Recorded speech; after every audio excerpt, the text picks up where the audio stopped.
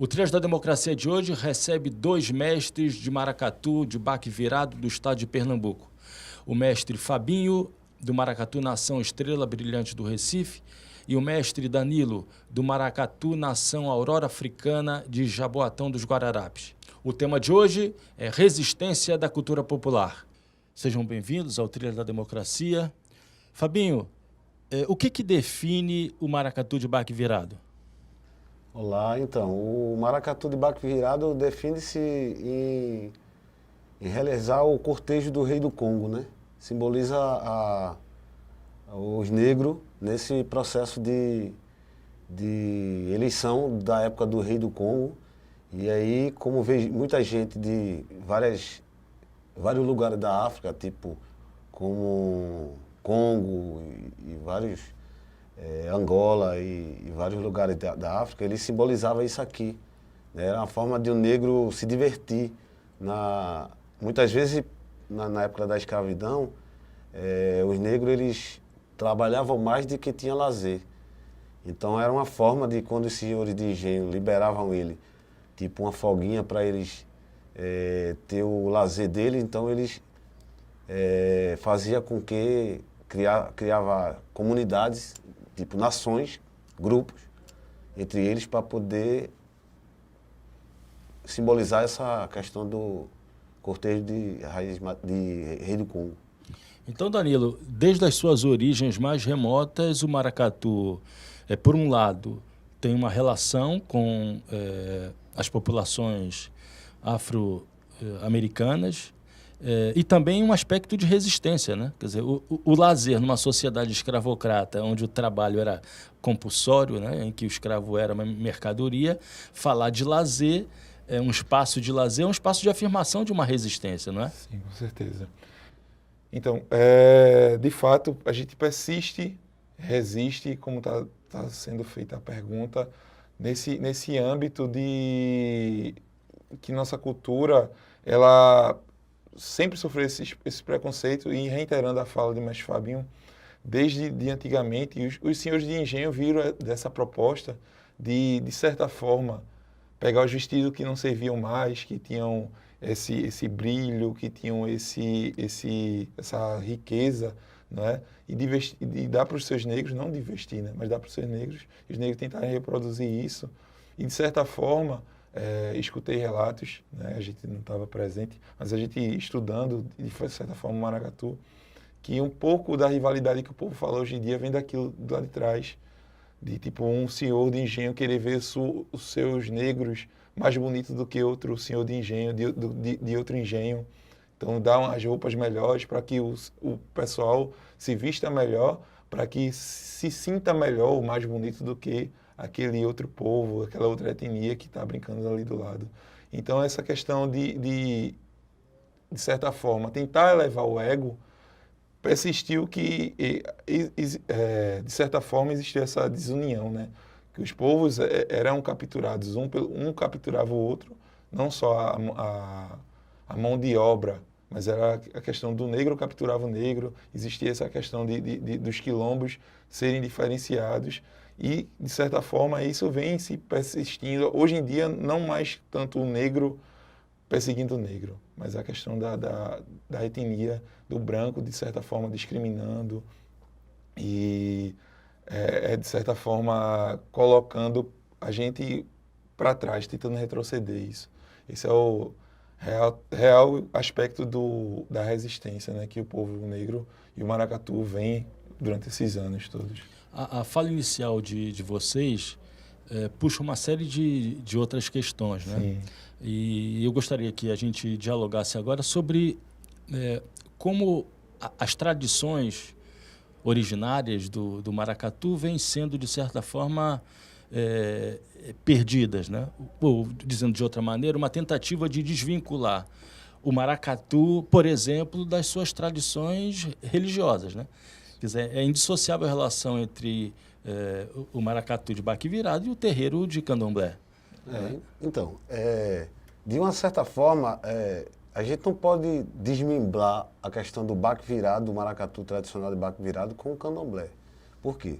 Porque tanto o candomblé foi um elo para a criação do maracatu, como o maracatu também, depois de ser criado por os povos de matriz africana, ele ajudou de uma forma os terreiros a resistir. Porque na época os terreiros eram perseguidos pelo governo, pela polícia, e de uma forma o que é que o pessoal fazia?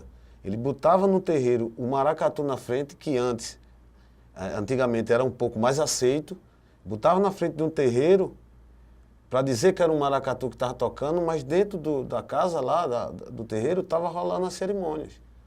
Então era uma forma de camuflar aquilo ali por conta do preconceito, do ataque que o povo de matriz africana sofria na época.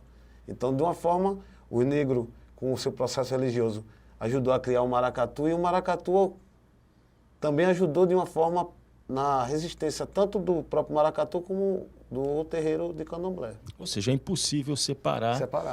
Religião e um ritmo como se fossem duas tradições, como se fosse possível um tipo de maracatu desvinculado dessas tradições religiosas.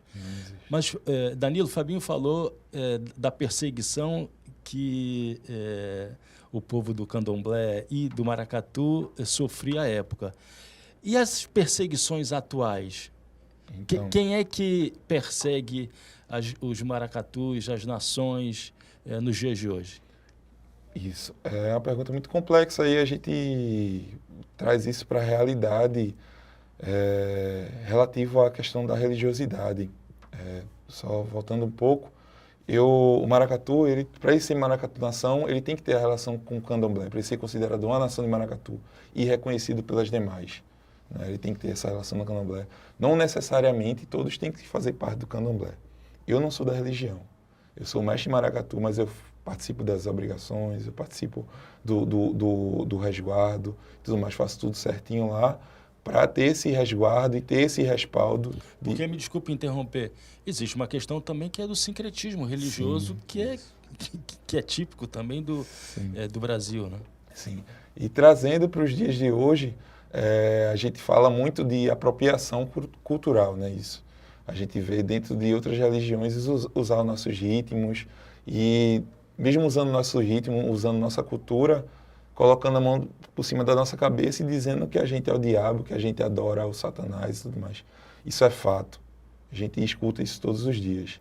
Mesmo tentando e fazendo de tudo para respeitar ao máximo, a gente sofre, principalmente hoje em dia, por conta dessa discriminação religiosa, partindo de outras religiões, né? Sendo explícito, você está fazendo referência ao posicionamento das igrejas neopentecostais? Sim, sim. Inclusive, em Jaboatão, existe dos grupos que usam o maracatu, que às vezes se torna até, em quantidade, maior do que uma nação de grande porte, tipo Aurora Africana e tal. A gente já sofreu já o preconceito no carnaval. A gente está se apresentando na nossa cidade, no carnaval, dia de carnaval, e o pessoal da igreja chegar, passar tocando e pedir para a gente parar a nossa apresentação. E o pessoal vir tocando, a gente não parou de tocar, em questão que a gente estava se apresentando e tal. E carnaval é uma festa, né, que a gente se preparou no todo para isso. E o pessoal pegar e passar tocando no meio da nossa nação.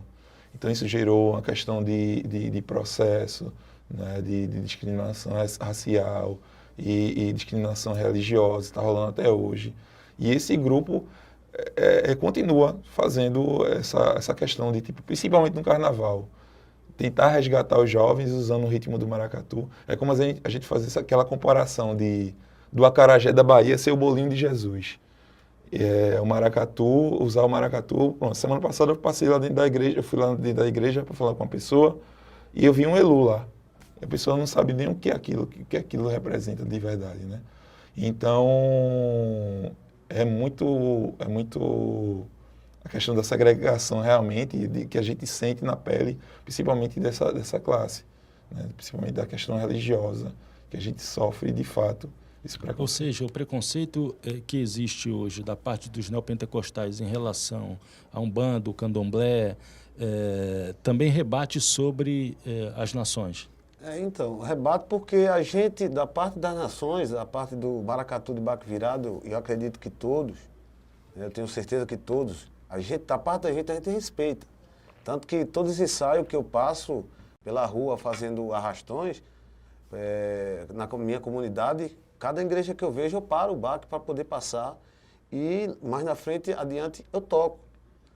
Mas hoje em dia é o que acontece. E se a gente também parar cada igreja que passa, a gente não vai fazer a cultura da gente na rua, porque cada espaço tem uma igreja. Então a gente tem que viver numa sociedade em comunhão um com os outros. O respeito tem que ser recíproco, tem que ser deles com a gente e a gente para com eles. Então, às vezes, da parte da gente tem o respeito.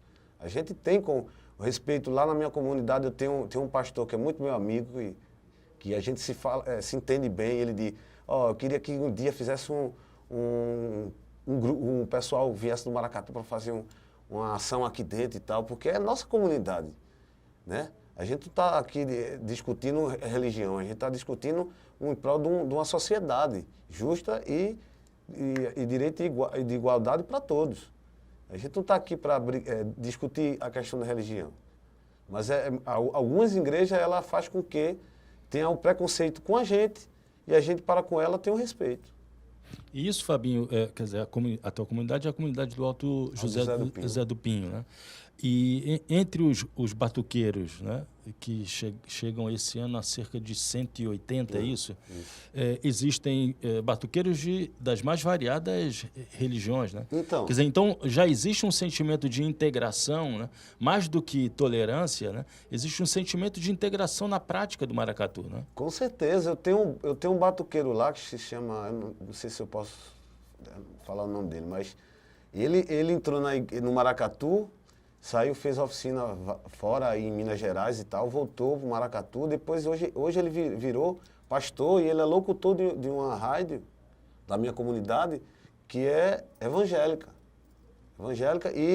Mas quando ele me vê, outro dia eu fui fazer um ensaio na rua e o local mais espaçoso que eu tinha na comunidade era em frente à loja, o salão de beleza dele, onde ele corta o cabelo. E aí, quando eu vi ele já dentro do salão, que o baque vem, eu vou na frente, me antecipo, vou na frente e chego para ele, e aí, tudo bom, cara, e tal? E aí, a gente vai fazer um ensaio aqui, mas até que hora você fica aberto? Ele disse, estou fechando agora. Então, a forma do respeito que ele teve comigo. Eu não sei se o horário que ele ia fechar era aquele, mas ele disse, eu estou fechando agora, pode ficar à vontade. O respeito que não houve naquele grupo de maracatu gospel que você falou na pergunta anterior, né? Na resposta anterior, né? E relativo aos batuqueiros, eu tenho muitos batuqueiros que fizeram o caminho inverso. Como eles têm esse grupo muito grande e atendem esse público muito jovem, muita gente era da igreja, saiu da igreja para tocar na minha nação. Então o pessoal veio com a base já sabendo tocar maracatu, aprender dentro da igreja e tal. E hoje em dia eles veem que o que era falado lá dentro é diferente aqui fora. A gente prega a questão do respeito, não só com as religiões, mas tipo com as nações. Acredito que, como eu estava falando lá na frente, que existe esse lance que se toca muito de rivalidade, não sei o que lá, que mexe com o ego, é gostoso, aquela coisa assim, tipo assim, pô, Estrela Brilhante vem muito linda esse ano, não sei o que lá, e tal, mas a gente trabalha muito essa questão, né, tipo, de respeitar, de chegar, o pessoal vê muito a gente brincar, a gente se relacionar de fato, né, um para com o outro, não só com Estrela Brilhante, mas com as demais nações, e essa questão desse retrato traz essa perspectiva de, tipo, o que aprendi lá dentro da igreja é que o maracatu só fazia coisa de mal e que só falava de Exu ao Oxalá e tudo mais e não tinha nenhuma ação. E a gente traz isso para a nossa realidade que é totalmente diferente.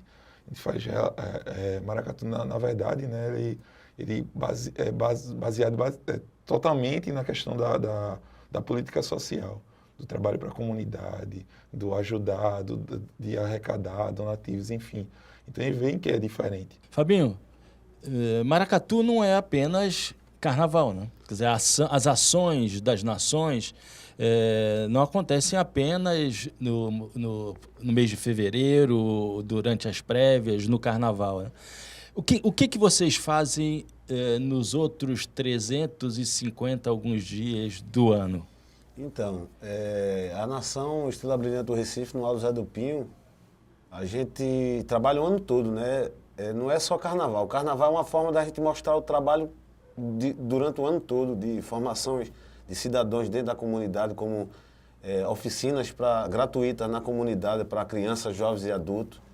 E trabalho social, a gente tenta indicar locais que possam fazer um curso. A gente teve no Estrela curso de francês com uma batuqueira nossa fez dentro da nação para alguns batuqueiros. A gente hoje conseguiu um apoio de um grupo lá de São Paulo que cedeu uma alfaia mirim.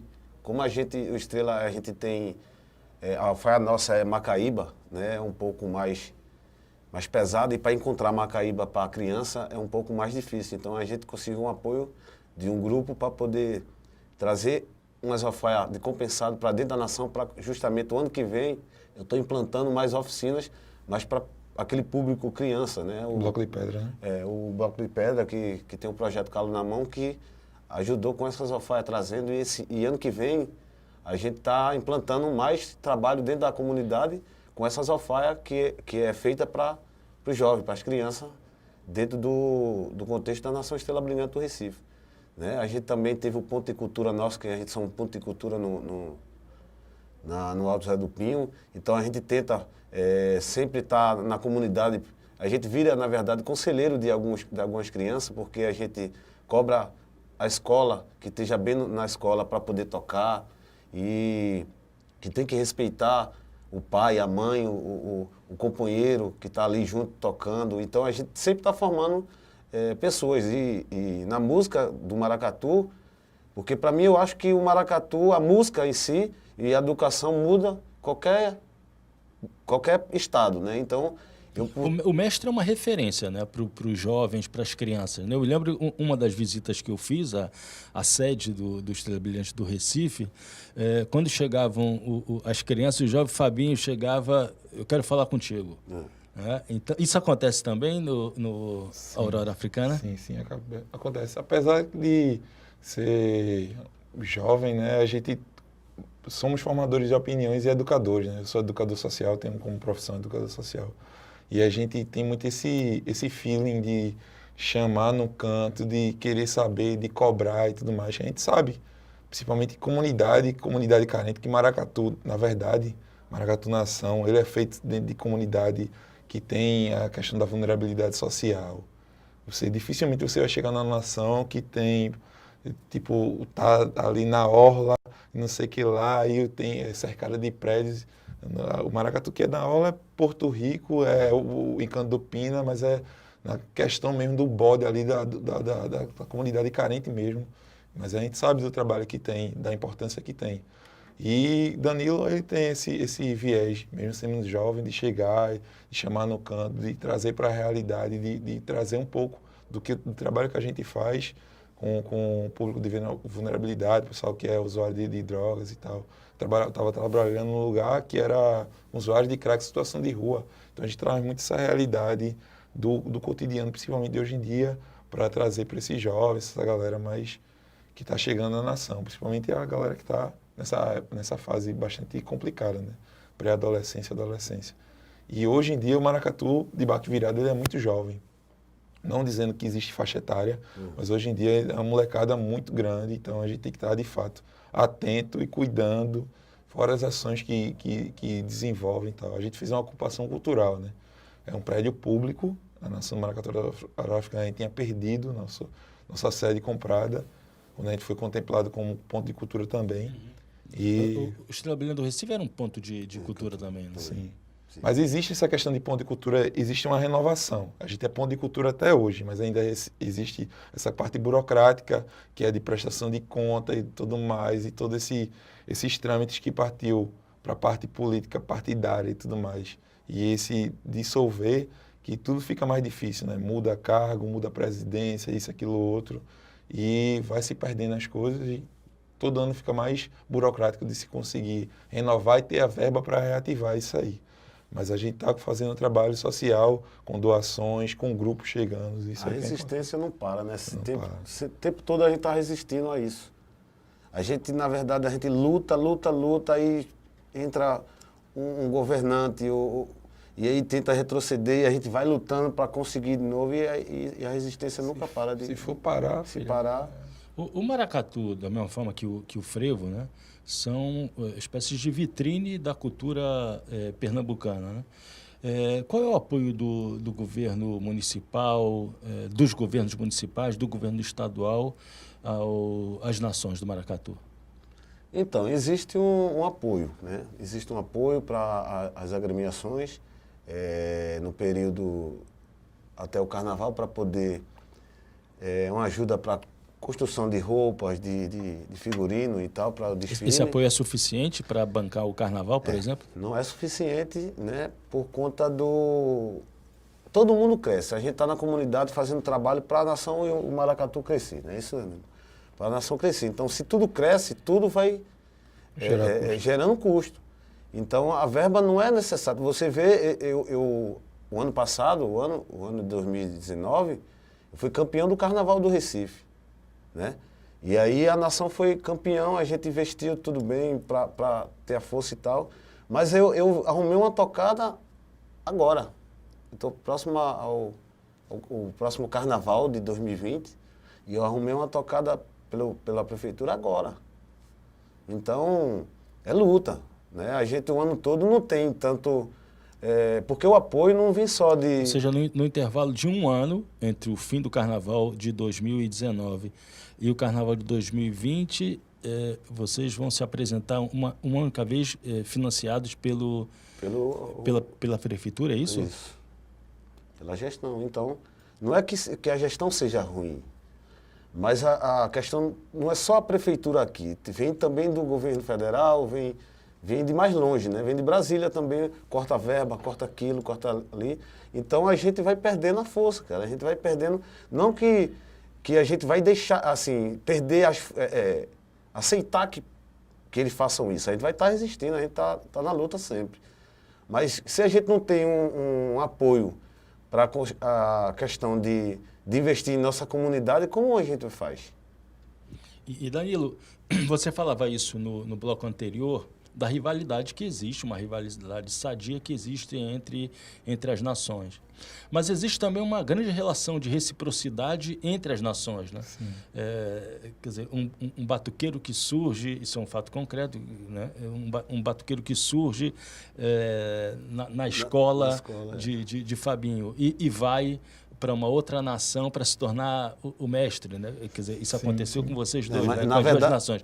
Mas, na verdade, não foi na minha gestão como mestre. Sim, mas foi Foi um batuqueiro nosso que tocava com a gente e como eu tenho 32 anos na Nação Estrela, então eu alcancei ele lá. 32 de idade.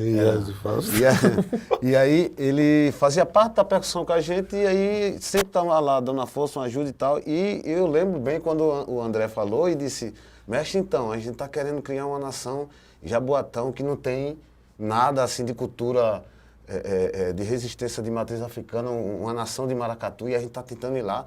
E a gente dizia sempre, se precisar do apoio, a gente pode dar uma ajuda aí e tal. Sim. E aí no Traga Vasilha os meninos iam sempre, né? Sim, sim. Para estar junto com a gente. Ganhando corpo, experiência. Experiência, inteirando junto. Várias nações vão para esse Traga Vasilha, não tem definição de qual nação vai todas. E aí os meninos foram pegando experiência e hoje está aí. Essa relação uma grande nação é a Aurora Africana. Essa relação de reciprocidade, ela também acontece, por exemplo, em iniciativas sociais? Iniciativas sociais... Você que é um educador social, né? Você se lembra de alguma iniciativa que tenha partido... Do Estrela Brilhante que a gente tem. Dos maracatus, das nações, em torno de uma demanda específica, por exemplo, um saneamento de uma comunidade... Não, nesse sentido não, porque tipo, a gente tem muito o que fazer, cada um em sua comunidade, né? Todo mundo, tipo, ele é mestre maracatu, mas ele tem que ter o trabalho dele. Eu sou mestre maracatu, estou desempregado, mas eu tenho a minha marcenaria. Então, a vida da gente, se fosse só ser mestre maracatu, era maravilha. E ganhar e receber por isso seria ótimo. À toa que a gente tem que sair por aí, metendo a cara, passando um mês fora para ganhar uma grana, para poder viver um pouco pelo maracatu, mas ninguém vive de maracatu. né? Isso é um fato concreto. A gente vive para ele. Né? Vive para ele, é outra coisa. Então, a gente fomenta um, fomenta o outro. Tipo assim, existe o autoestrelado. Maracatu, para trazer o Maracatu, eu tô sem, não consigo um ônibus. Mas vem para cá, traz o teu grupo de coco, traz alguma atração que vocês tenham, não sei o que lá, vamos nos ajudar e tudo mais. A gente faz isso sem cachê, sem nada. Mas se a gente pensar, né, que Fabinho dizia que hoje existem grupos de maracatu em praticamente todos os países do mundo, né? E isso não deixa de ser, evidentemente, é uma vitrine, né, para a apresentação de elementos culturais de Pernambuco. Então, na verdade, deveria ser dos órgãos públicos, né, dos governos, do governo municipal, do governo estadual, a tarefa de investimento, né, para fazer com que vocês se tornassem profissionais do maracatu, que conseguissem sobreviver pelas ações do maracatu. Não é isso, Fabinho? Pode ser isso no futuro, mais na frente. É uma coisa a pensar, mas na realidade não é isso. Não é isso como tipo assim, eu tenho mais tempo como mestre de nação do que Fábio. Fábio tem quase a minha idade de maracatu, né? Assim, mas assim, tipo, Fábio já viajou para fora do país e tudo mais. E a gente fica nesse contato. Fábio, e aí a situação? Como é que pode ser para a gente conseguir uma oficina lá fora e tudo mais? A gente mesmo tem a questão de incentivo, de um passar o contato para o outro e tal. E até a questão de batuqueira, a gente se respeitar e trocar essa ideia. Acho que é muito importante, não só com o Fábio, né? Com muitos outros mestres, a gente trocar essa ideia de tentar se ajudar. Mas esse incentivo não vem de cima, não. E quais são as maneiras, quais são as formas que vocês se utilizam de organização? Existe uma associação das nações? Existe. Todas as nações se associam voluntariamente? Então, existe a AMAMP, que é a Associação dos Maracatus de Pernambuco, que inclusive o presidente da AMAMP é o presidente da Aurora Africana, a vice-presidente é a dona Marivalda, que é do Estado Brilhante, e tem outras pessoas, né, e outros cargos que fazem parte da diretoria. E, se eu não me engano, hoje em dia tem 28 associados na associação, né? 28 associados, e a gente busca ao máximo trazer novas nações que estão surgindo e tudo mais para agregar também. Tem outras nações que não são associadas ainda, né? Ou deixaram de ser associadas. Mas a associação, de fato, ela é uma produtora também, tem essa questão de... Ela faz a ponte também para aqueles grupos que estão iniciando e não tem tanta a burocracia da documentação, e aí a MAMP tenta ajudar de alguma forma para aquela nação fazer um desfile num polo e alguma coisa. Ele sempre está apoiando por conta do... Ela vira um corpo para poder chegar lá na prefeitura, para estar lidando e indicando como fazer uma documentação. Está sempre ajudando a nação. Prestando conta, né? Avisando quando vai ter o dia da subvenção ou se tem alguma reunião, alguma coisa. Então sempre a MAMP está ajudando essas nações, as nossas nações que tem em Pernambuco, a parte jurídica, ajudando na parte jurídica aí entre a ponte entre a prefeitura e a MAMP. Né? Mestre Danilo, mestre Fabinho, a gente está chegando ao fim desse Trilhas da Democracia. Gostaria de lembrar aos telespectadores que a trilha sonora da abertura do Trilhas da Democracia é uma evolução da Nação Estrela Brilhante do Recife. Da Nação Estrela Brilhante do Recife, que gentilmente cedeu os direitos para a veiculação dessa trilha. Antes de terminar o programa de hoje, eu gostaria de pedir a cada um de vocês que rapidamente desse uma palhinha de alguma toada do Maracatu Nação Aurora Africana e do Maracatu Nação Estrela Brilhante do Recife. Quem começa? Obrigado. Marcelo. Vai falar. Eu vou cantar uma música que ela representa muito o que o Aurora Africana está trazendo esse ano para a Avenida. A gente perdeu uma pessoa, a gente quis transformar o verbo do luto para lutar, né? Então essa música é uma homenagem a uma pessoa que nos deixou, que foi a primeira voz da nação, Moisés Pernambuco, ela é assim. Eu vi o sol surgindo no apito do mestre Danilo, meu cortejo banjando seu brilho.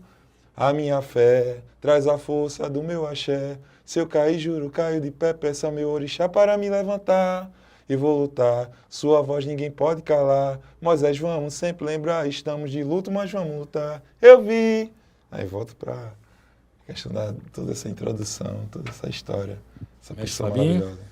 Então, como o tema é resistência popular, e a gente entrou naquela parte religiosa da questão das igrejas com o maracatu, eu quero cantar essa toada que foi feita para Nossa Senhora da Conceição, né, que esse ano a gente entrou na programação do Morro da Conceição, graças ao Padre Maílson, que é: vou subir o morro com manto sagrado azul e branco é a cor, Virgem da Conceição, sou devoto, sim senhor, é a santa mais linda do morro, peço a bênção pra minha nação, que proteja seus filhos de fé e abençoe todo irmão, né? Somos irmãos, então é isso aí, não tem religião, não tem cor, não tem raça, somos filhos de um Deus só, um Deus maior.